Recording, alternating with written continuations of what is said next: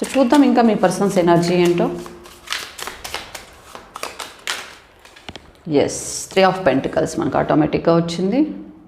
ఎక్కువగా ఇన్ఫ్లుయెన్స్కి గురి అవుతున్నటువంటి మీ పర్సన్. ఇక్కడ మూడో వ్యక్తి ప్రమేయం అయితే చాలా స్ట్రాంగ్గా కనిపిస్తూ ఉంది ఈ కార్డులో. ఓకే, ఎందుకంటే ఇక్కడ థర్డ్ పర్సన్ ఇన్వాల్వ్మెంట్ అయితే ఉంది మీ రిలేషన్షిప్లో. ఈ కార్డే చెప్తుంది మీకు, నేను చెప్పట్లేదు, ఈ కార్డే చెప్తుంది మీ రిలేషన్షిప్లో మూడో వ్యక్తి ఇన్ఫ్లుయెన్స్ ఏ విధంగా ఉంది అనేది. ఓకే, సో ఇక్కడ మీ రిలేషన్షిప్ని ఆపడానికి, మీ పర్సన్ని మీ దగ్గరికి రాకుండా చేయడానికి ఈ మూడో వ్యక్తి ప్రమేయం అయితే చాలా స్ట్రాంగ్గా కనిపిస్తూ ఉన్నారు. అండ్ మీ రిలేషన్షిప్ని ఆపుతున్నటువంటి వారు, మీరు కలుసుకుంటే ఓర్వలేనటువంటి వాళ్ళు కొంతమంది ఉన్నారు. వాళ్ళ వల్ల మాత్రమే మీ రిలేషన్షిప్లో ఈ దూరం అనేది నడుస్తుంది.